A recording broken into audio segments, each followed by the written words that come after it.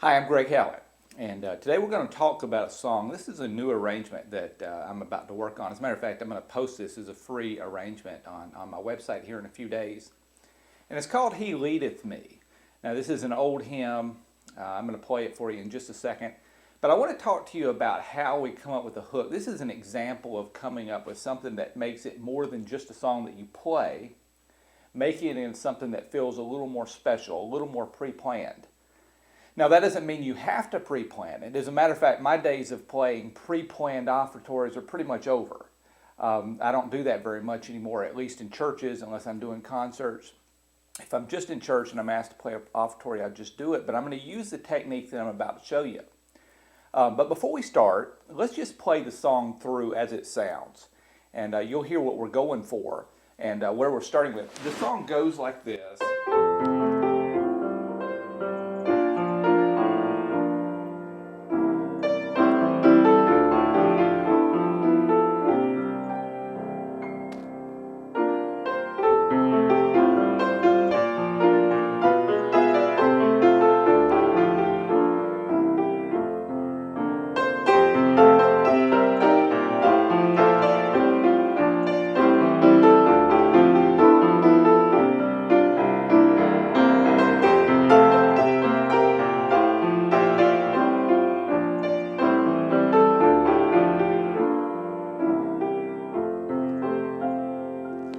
Okay, so that's a song. You heard a mistake in it, I'm sure, and that's the way it is. I'm going to record this once and I'm done.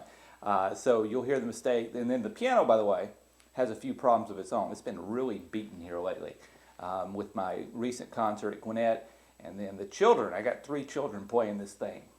So that'll be fixed. This, by the way, is one of my kids' books, but this will be fixed on Thursday. But let me not get distracted. I want to talk to you about what we need to do to this song to turn it from just playing it through, which is fine, into something that sounds a little more polished. And what we're going to do to make that happen is we're going to add a stylistic idea to it. And we call this a hook. At least I call it, I say we. I should say I call it a hook. But it's a little idea that we're going to incorporate through the song. And I'm going to show it to you. It's just going to take a minute. This is not comprehensive, but just an idea for you. Here's what we're going to do. We're going to play with a very, very simple progression. And it's going to sound like we're going to go from 1 to 4 over 1. Okay, so it's 1. This is the F chord. We're in the key of F. So we're going from F to B flat over F. So it's a second inversion B flat chord. F, then you're going to play B flat over F. So 1, 4, 1, which by the way is a little simple. I usually don't play anything that simple, but for today I wanted to show you something that you can do that really is very, very simple. We're going to play that and we're just going to come up with some stylistic lines above it and incorporate it into the song. And again, this is completely improvisation. It'll take me a second to get into it. As a matter of fact, the way I like to get into it is I'll play the song and then I'll start incorporating as I go. Okay, so you'll hear me playing that. Listen for that as we go, okay? You'll hear it between phrases. You'll probably eventually hear it at the intro and at the ending as well.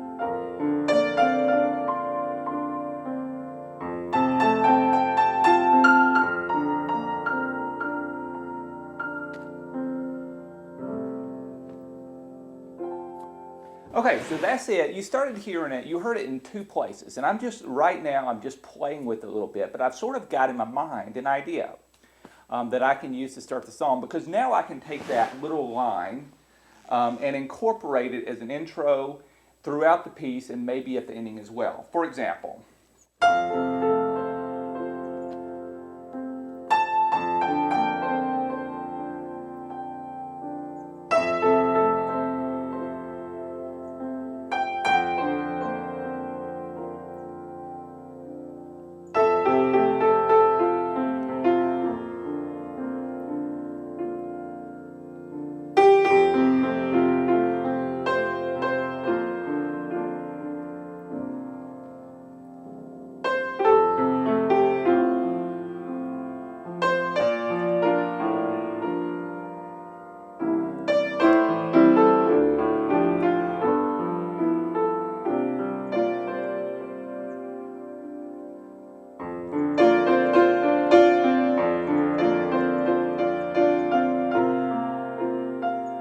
okay, right there I was trying to go back to, and it really didn't work very well.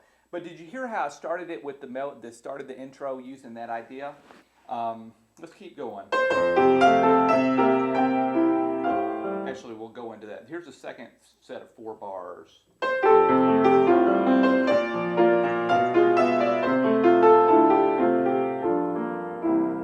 then I'll go back to the...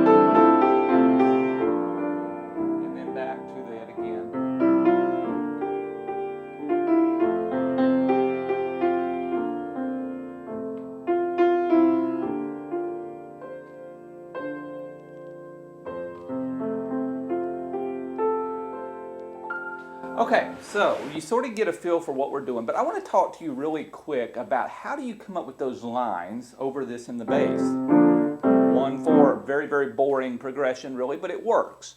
You can do something really simple like that, and it'll work if you have a nice line on top of it.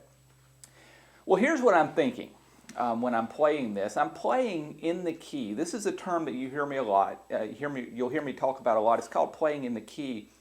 And it basically means the lines that I'm playing up here use the melody of, not the melody, they use a scale that I'm playing in, which is the key of F. So I'm going to play F, G, A, B flat, C, D, E, and F. Okay? So the way I think about it is those notes are pretty much all fair play. I can come up with melody lines just on the spot that use those notes. Now there's a few exceptions. For example, on the 1 chord, you probably wouldn't play a B flat. Not a good sound. So on the 1 chord, I would leave out the 4th tone of the scale. And then on the 4 chord, I probably wouldn't leave out anything. Anything would sort of work in there. But here's a safe way of looking at it. Sometimes we think of it as a when you hear me call it, sometimes you'll hear playing blues, for example. Blues means you're going to play the pentatonic scale of the key, which means the 1st, 2nd, 3rd, 5th, and 6th. Those 5 notes. If you stick with those 5 notes, basically you can play those notes on top of any chord in the song. Okay, so when I'm doing this in the left, just a nice 1 to 4.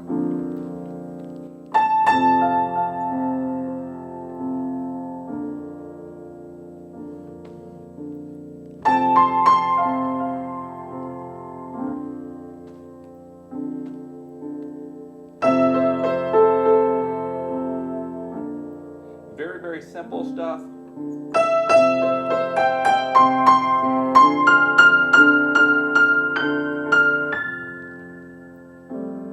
Okay, so just nice and simple, little lines, maybe getting more and more involved using these notes.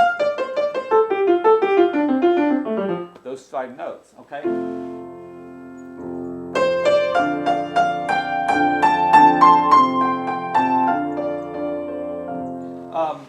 way, if you want to get interesting, you stay off the notes that are common. A typical arrangement, perhaps, would stay with the notes up here. They would use lines that use the chord tones, especially 1, 3, and 5.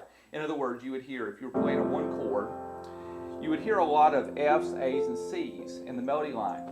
One of the things that I like for you to do is move away from that and play other notes. For example, the major 7th, E natural against this chord. Much more interesting.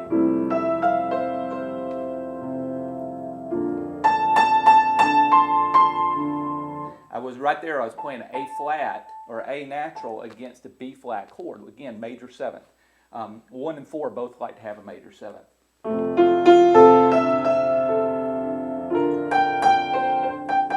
There's your 6th.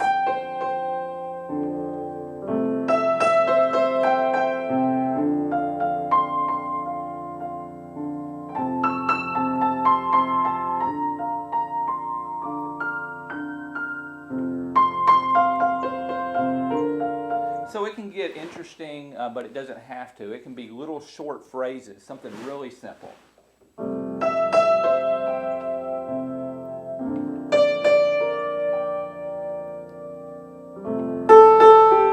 Just a little 4-note.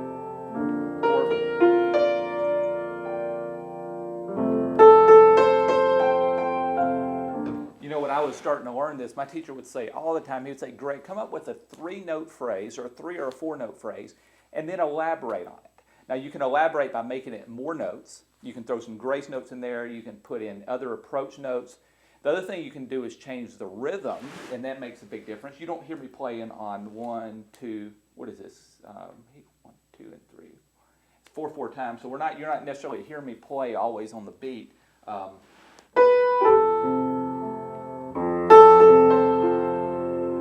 Hear a lot of notes that are off the main beat, on the half of beats, in other words.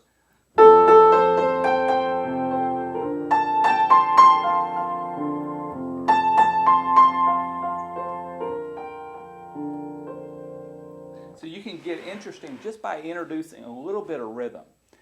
Nothing very fancy, but just move away from playing exactly on the beats in the right hand, and you can start phrases off the beat and then end them off the beat as well. And that as opposed to where you're ending exactly on a beat. So start and ending off the beat on the half beat instead makes a difference. Of course, it can get way more sophisticated than that, but it doesn't have to. You can get very, very good sounds very simply just by incorporating some of these things. Little ideas, 3 to 5 note melodies. And once you come up with those, again, this is something that you can change every single time you play this, really. It depends on how you feel that day. You can either work these out and use them over and over again, the exact phrase, or you can just do what I do, which is basically change it every time you play it. Either way, you're thinking the same way. You're thinking we're going to play lines that use the blues scale, or lines in the key, in other words. And that's the first step. There's another way of thinking on top of that, but this will get you a long, long way. Thanks for watching, and look for this free arrangement here in a few days.